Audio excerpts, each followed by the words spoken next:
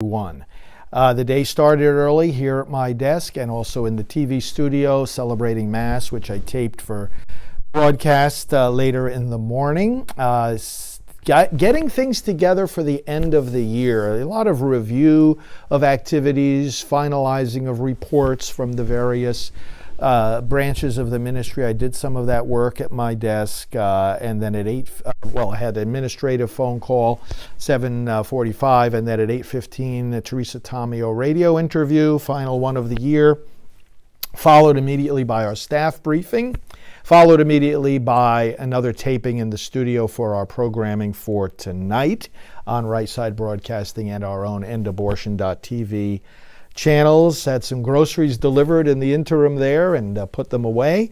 And then a series of morning meetings with staff, starting with our executive director and executive manager, and not only the tasks of the day, but various things we have to wrap up for the end of the year, and putting some reports together for the activities of the new year.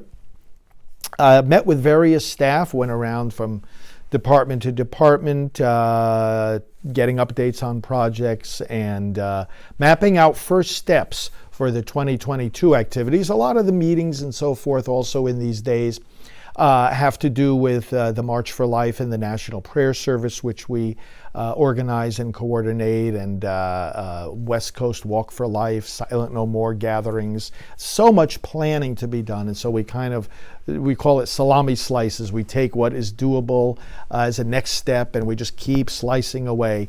Overall, the amount of work to be done is overwhelming if you look at it all at once, but we use the salami slice technique. So a lot of those kind of meetings.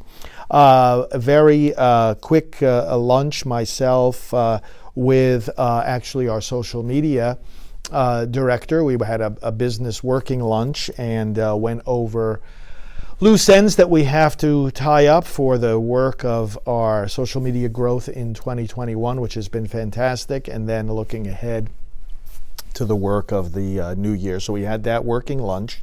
Then I had an extensive meeting with our key staff person who handles database development and data work, and who also worked on planning interviews.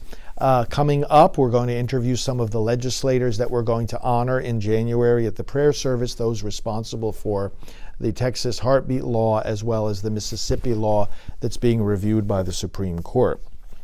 Did more of that kind of staff work and desk work into the early to mid-afternoon, and then at 3:30 p.m. had a Priests for Life board meeting. It went for about an hour and 15 minutes. So positive.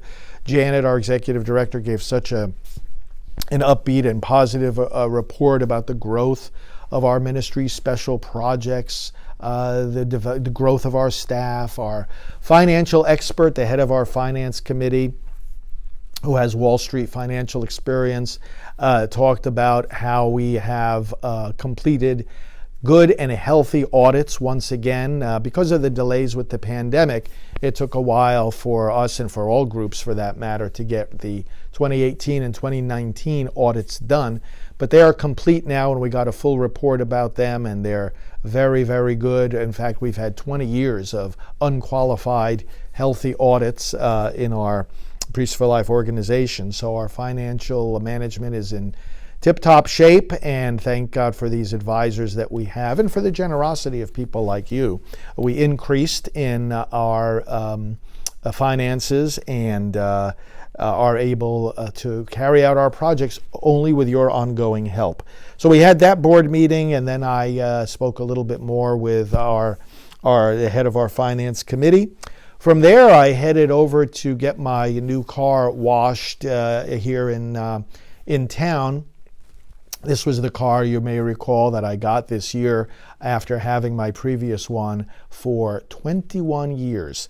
And so this is a Honda Accord, which is working very nicely. Came back here, did some exercises and daily brisk walk that I do to keep exercise going, and then had a quick dinner, and then went back to reviewing some Christmas cards that have come in after Christmas, reading them, thanking people, and what else did I do? A little bit of desk work, reviewing email reports, end-of-day reports from staff, and then went to bed. So that was another full day, Wednesday, December 29th.